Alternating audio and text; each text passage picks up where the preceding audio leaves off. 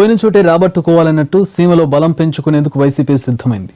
అనంత అభివృద్ధి పేరుతో జిల్లాలో విస్తృతంగా పర్యటించేందుకు జగన్ రూట్ మ్యాప్ రెడీ చేశారు.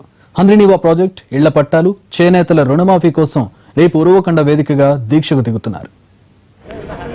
ప్రజా సమస్యలపై పోరాటం పేరుతో వైసీపీ అధినేత జగన్ రాష్ట్ర వ్యాప్తంగా పర్యటనలు చేస్తున్నారు. ఇప్పుడు అనంతపురం జిల్లాలో అభివృద్ధి కుంటుపడిందని ఆరోపిస్తూ ఒక్కరోజు దీక్ష చేస్తున్నారు. వైఎస్ హయాంలో హంద్రీనీవాకు ఇచ్చిన ప్రాముఖ్యతను టీడీపీ పట్టించుకోవటం లేదని ఆరోపిస్తున్నారు. ఇది పూర్తయితే ఈ ప్రాంతం పచ్చగా మారడంతో పాటు తాగునీటి నుంచి గట్టెక్కుతారన్నది వైసీపీ వాదన.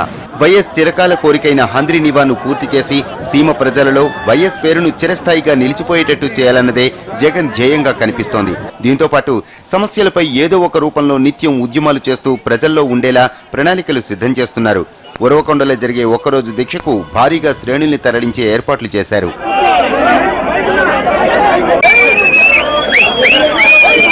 ప్రాజెక్టుల నిర్మాణం పూర్తి కోసం ప్రతిపక్ష నేతగా జగన్మోహన్ రెడ్డి చేస్తున్న దీక్షలను ప్రభుత్వం పట్టించుకుంటుందా?